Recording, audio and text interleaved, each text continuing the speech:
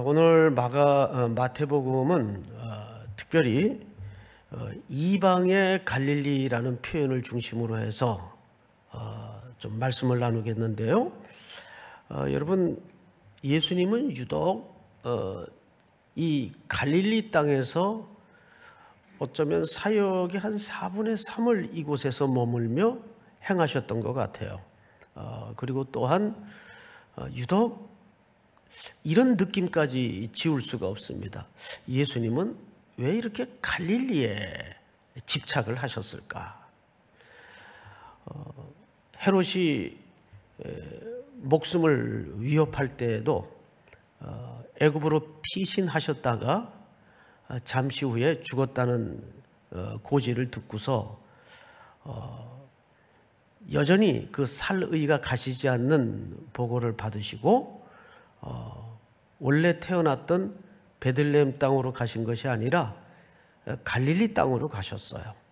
갈릴리 안에 나사렛이라는 아주 험하고 가난한 작은 마을이 있었죠.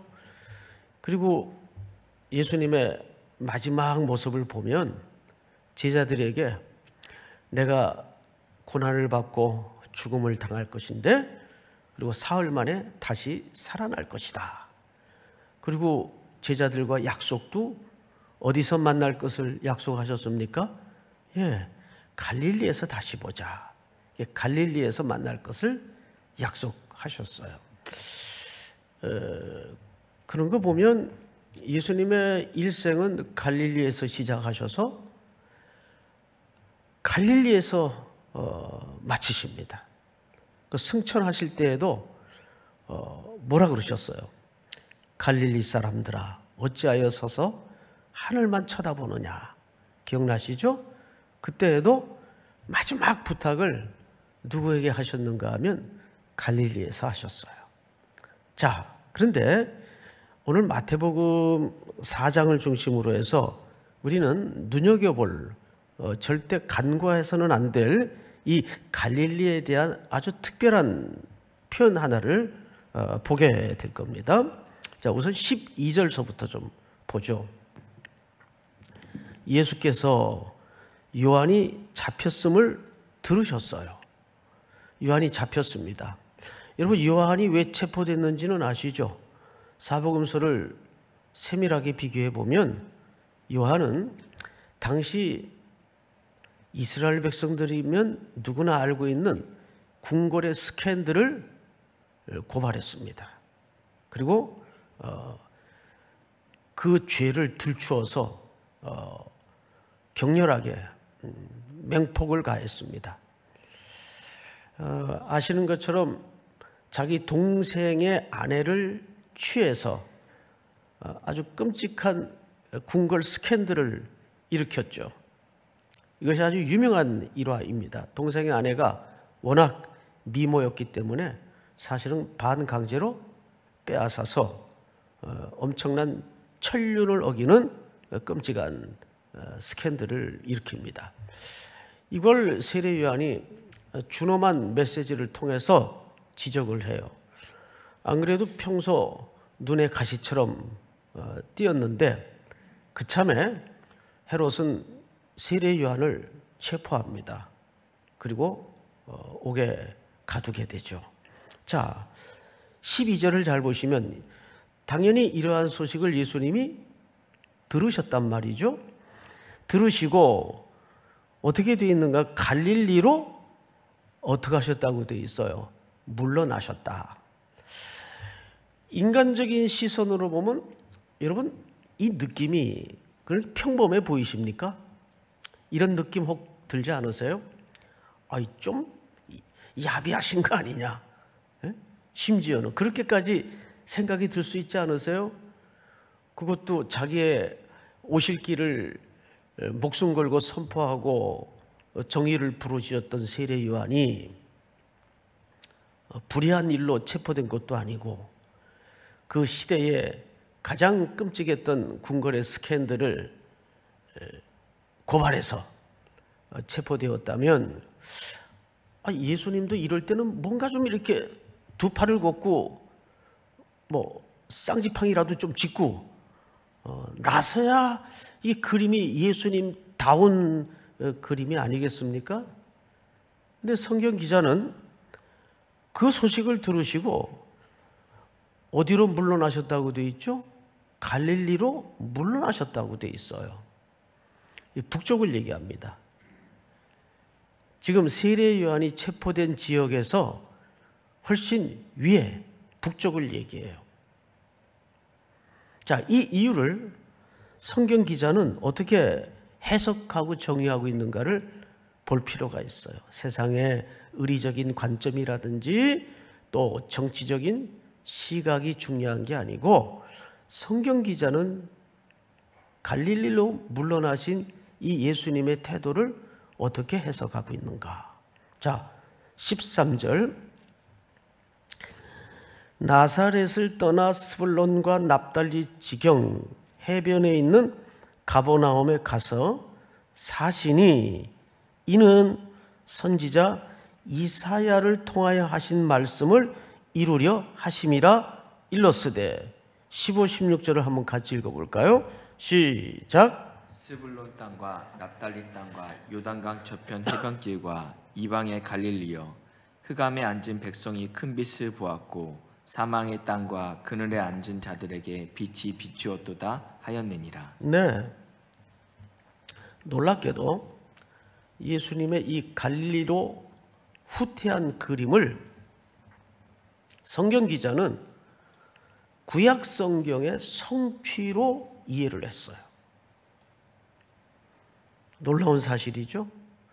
우리는 정치적인 시선에서나 또는 인간적인 시선에서 볼 때는 좀 예수님이 이때 이러시면 안 되는 거 아닌가? 이렇게 생각을 충분히 하실 수 있어요. 아니, 자기 동료인 세례 요한이 시대를 맞서 정의를 부르짖다가 지금 체포가 되었다는 소식을 틀림없이 들으셨는데 사실상 한 발자국 물러나신 거예요. 겁이 나셨을까요? 그랬을 리는 없지 않습니까? 자, 오늘 그런데 놀랍게도 이는 14절이죠. 선지자 이사야를 통하여 하신 말씀을 이루려 하심이라 일렀으되 스불론 땅과 납달리 땅과 요단강 저편 해변길과 이방의 갈릴리요. 이것은 이사야의 글을 인용한 건데 우선 이사야 9장 원본을 좀 한번 보십시다. 전에 고통받던 자들에게는 흑암이 없으리로다. 옛적에는 여호와께서 스불론 땅과 납달리 땅이 멸시를 당하게 하셨더니 후에는 해변길과 요단 저편 이방의 갈릴리를 영화롭게 하셨느니라. 여러분, 여기에도 놀랍게도 갈릴리라는 표현 앞에 어떤 단어가 수식되어 있어요? 이방의 갈릴리. 근데 여러분, 갈릴리 땅은 이방 땅이 아니에요. 틀림없이 이스라엘 땅이에요. 근데 이 땅을 왜 자꾸 성경에서는 이방의 갈릴리라고 묘사했을까? 여기에는 매우 슬픈 역사가 감춰져 있습니다. 우리 우선 열왕기상 9장을 한번 보십시다. 갈릴리 땅의 성읍 20곳을 누구에게 주었어요? 히람에게 주었어요. 저 시리아 쪽, 북쪽 지역의 왕을 얘기합니다. 갈릴리 땅의 성읍 20곳을 그랬는데 20군데를 한꺼번에 주었다 그 말이 아니에요. 히브리어를 보면 20번째. 그러니까 이 20곳을 어떻게 준 겁니까? 조금씩 내준 거예요. 왜 내줬는지 아세요? 아니, 자기 땅을, 그것도 하나님의 약속의 땅을 솔로몬이, 이스라엘의 왕이 조금씩 내주다 보니까 몇 군데나 내줬어요? 20군데나 내줬어요. 자, 히람에게 주었으니 이는 두로 왕 히람이 솔로몬에게 그 온갖 소원대로 백향목과 잣나무와 금을 제공하였습니다. 이거 다 뭐 하는데 소용되었던 물품들입니까? 그 솔로몬의 화려한 왕궁과 화려한 성전을 짓는데 소용되었던 물품들을 전부 두로에서 실어다 날른 겁니다. 그걸 누가 제공했어요? 히람이 제공했어요. 그리고는 자기는 하나님의 언약의 땅인 이 지역을 야금야금씩 몇 군데나 내줬습니까? 예, 20군데나 내줬어요. 다음 절을 한번 볼까요? 시작. 히람이 두로에게 와서 솔로몬이 자기에게 준 성읍을 보고 눈에 들지 아니하여 이르기를 내 형제여 내게 준 이 성읍들이 이러한가 하고 이름하여 가불 땅이라 하였더니 그 이름이 오늘까지 있느니라. 무슨 얘기냐 하면 솔로몬이 땅을 내줬다는 소식을 듣고 두로왕 히람이 어떤 땅인가 하고 가봤단 말이에요. 가보니까 화가 났어요. 이 사람 나한테 어떻게 이럴 수가 있나? 나는 자기에게 은금, 그것도 백향목을 해발 2000m 이상의 그 높은 산에서 백성들을 동원해 저 지중해 해변까지 실어다 날르고 자기의 그 건축을 최선을 다해서 최고로 도왔건만 나한테 보상으로 준 땅은 어떤 땅이었어요? 가불이라는 말이 무슨 얘기냐면 메마른 땅, 쓸모없는 땅, 그 말이에요. 메마른 땅, 쓸모없는 땅. 하나도 쓸데없는 땅을 주었다 그 말이에요. 근데 이 지역이 어디예요? 갈릴리 땅이에요. 이것은 솔로몬이 쓸모가 없어서 성전 건축할 때 두로 왕 히람에게 아니 너나 가져라. 너나 가져라. 그리고 내준 땅이에요. 우리 서울에도 그런 지역이 하나 있었죠. 여의도가 무슨 뜻입니까? 여의도. 여의도라는 원래 어의는 너나 가져라 그 말이에요.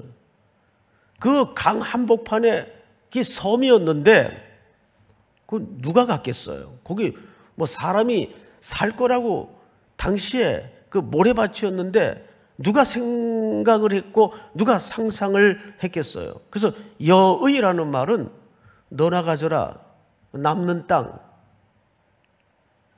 그런 의미입니다. 갈릴리는 적어도 솔로몬의 인식 속에서는 그런 땅이었어요. 근데 여러분, 그럴지라도 이 땅은 누가 약속하여 주신 땅입니까? 하나님이 약속하여 주신 땅입니다. 게다가 이사야 선지자가 이 땅에 대해서 뭐라고 예언을 했는가 하면 이사야서를 한번 9장을 다시 띄워주실까요? 9장. 전에 고통받던 자들에게는 흑암이 없으리로다. 옛적에는 여호와께서 스불론 땅과 납달리 땅이 멸시를 당하게 하였더니, 여기 갈릴리 땅이에요. 이 무슨 얘기냐면 아수르 군대가 이스라엘을 침공할 때 그 길목이 갈릴리입니다. 그래서 제일 먼저 갈릴리 사람들을 다 붙잡아 갔어요. 그리고 이 갈릴리는 그때부터 이방인들과 뒤엉켜서 뒤섞여서 살 수밖에 없는 가장 덜 종교적이고 가장 덜 예루살렘적이며 가장 덜 유대적인 땅이 되어버리고 말았어요. 그래서 이때부터 이런 역사적 이유 때문에 갈릴리 땅은 이방의 갈릴리라는 별칭을 갖게 된 겁니다.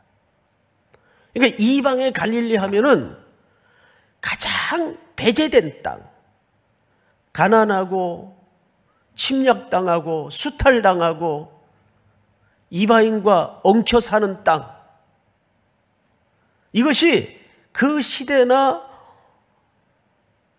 예수님 시대까지 전해 내려왔던 사회적인 통념이었어요. 저주의 상징이었어요. 근데 이사야 선지자가 뭐라고 이것을 반전을 시키냐 하면, 전에 고통받던 자들에게는 흑암이 없으리로다.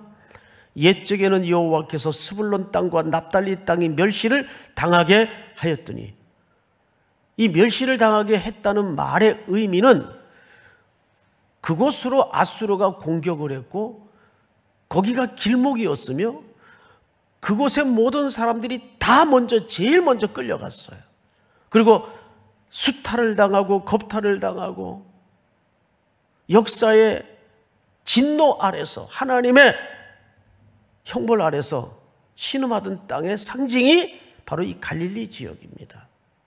그래서 갈릴리는 북쪽에 위치해 있어요. 모든 열강들이 이스라엘을 먹기 위해서는 반드시 이 지역을 거쳐 들어와야 되기 때문에 이곳에 사는 사람들은 한 번도 편안한 세월을 살았던 적이 없어요. 말 그대로 저주의 땅이었고 흑암의 땅이었어요.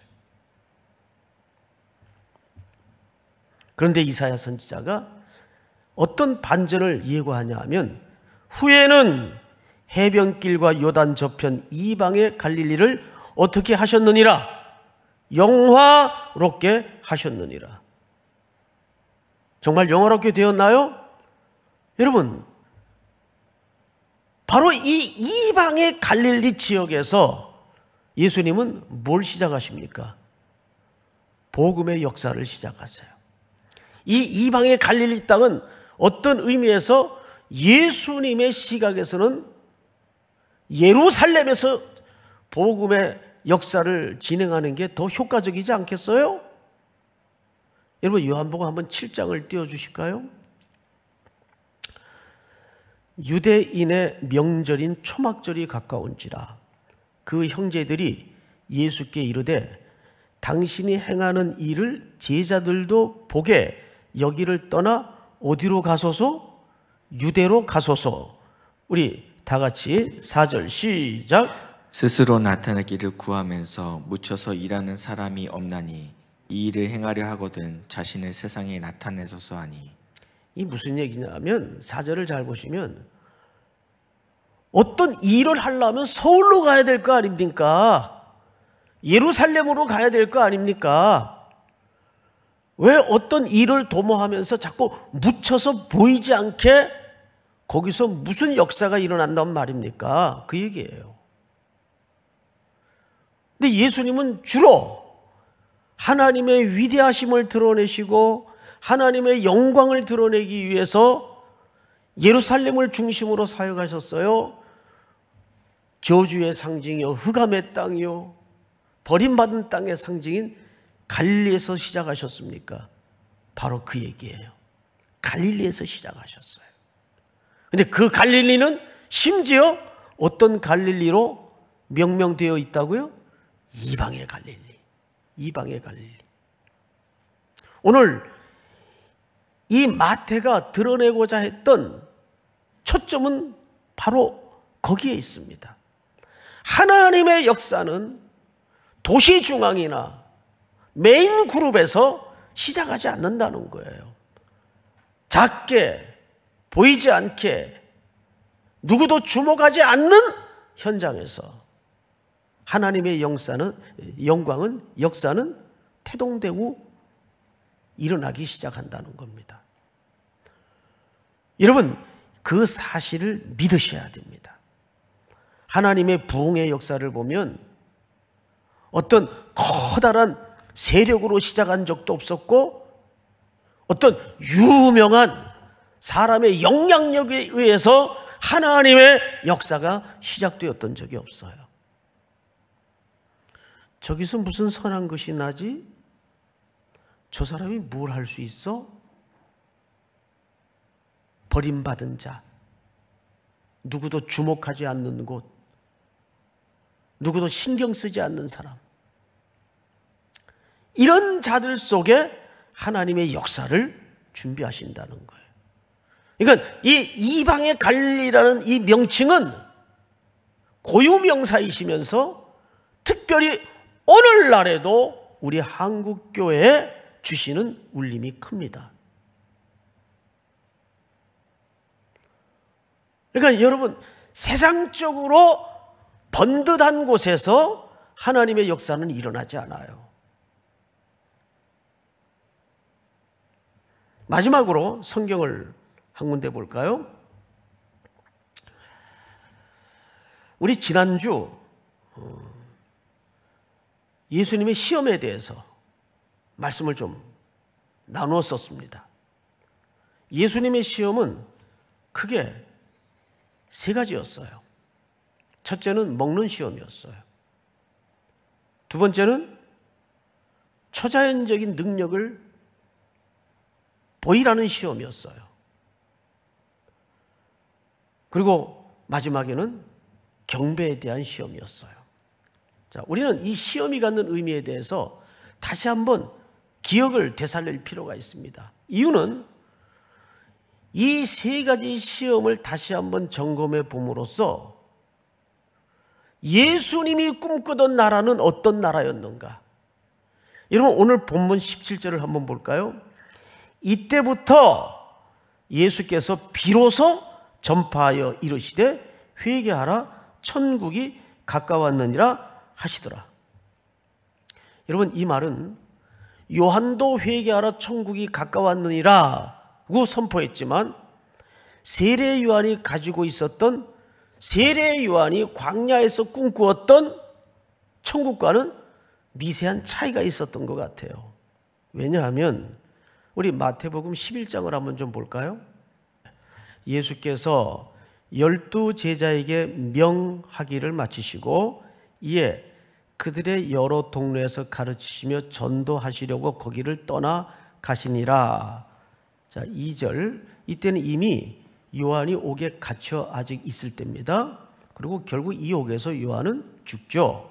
요한이 옥에서 그리스도께서 하신 일을 듣고 제자들을 예수님에게 보냅니다. 3절 시작.